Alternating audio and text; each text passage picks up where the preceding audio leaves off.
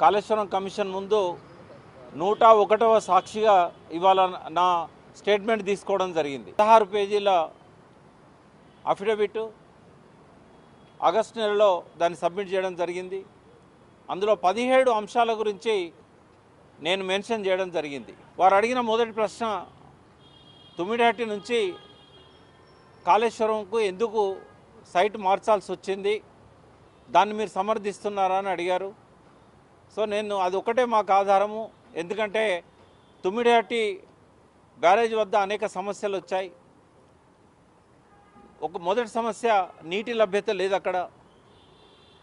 రెండవది బ్యారేజ్ హైట్ను 152 మీటర్ల నుంచి 148 మీటర్లకు కుదించుకోమని చెప్పి మహారాష్ట్ర గవర్నమెంట్ అభ్యంతరం చెప్పింది. అట్లాగే చాప్రాల్ వన్యమృగ సంరక్షణ కేంద్రం ఉన్నది అక్కడ. ఈ అన్ని కారణాల వల్ల ముందు అనుకున్నది ప్రాణహిత చేవెళ్ల ప్రాజెక్టులో భాగమైన 152 మీటర్ల బ్యారేజ్ అనేది సాధ్యం కాదు అనేది ఈ మహారాష్ట్ర ప్రభుత్వంతో వరుసగా జరిపిన చర్చల తర్వాత, 2 రాష్ట్రాలు ఏర్పాటు చేసిన టెక్నికల్ బోర్డు పరిశీలన తర్వాత, అనేక సమావేశాల తర్వాత కె చంద్రశేఖరరావు గారు అప్పటి ముఖ్యమంత్రి అంతిమంగా నిర్ణయం తీసుకున్నారు. తుమ్మిడిహట్టి బ్యారేజ్ అనేది సాధ్యం కాదు. ఎందుకంటే రకరకాల అనుమతులు రావాలి. ముందుగా ప్రజలు ప్రొటెస్ట్ చేస్తున్నారు, మహారాష్ట్ర గవర్నమెంట్ ఒప్పుకోవట్లేదు.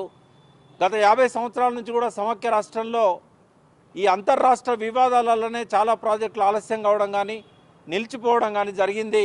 మళ్ళీ ఆ గొడవలతోని ఇట్లాగే కొనసాగితే తెలంగాణ రైతుల ఆత్మహత్యలు ఆగవు అని చెప్పి చంద్రశేఖరరావు గారు నిర్ణయించుకొని సిడబ్ల్యూసి ఏదైతే సూచనలు చేసిందో వేరే ఎక్కడైనా ఆల్టర్నేట్ సైట్ చూడండి అని చెప్పి మన ప్రభుత్వానికి, అప్పటి టీఆర్ఎస్ ప్రభుత్వానికి లెటర్ రాయడం జరిగింది. సిడబ్ల్యూసి వాళ్ళ విజ్ఞప్తిని పురస్కరించుకొని గోదావరి పైన ఇంకెక్కడెక్కడ అవకాశం ఉంది అని సైట్స్ను లైడార్ సర్వే ద్వారా వెరిఫై చేసి 3 బ్యారేజీలు నిర్మించాలని చెప్పి వ్యాప్కోస్ ఇచ్చిన రిపోర్ట్ ఆధారంగా నిర్ణయం తీసుకోవడం జరిగింది.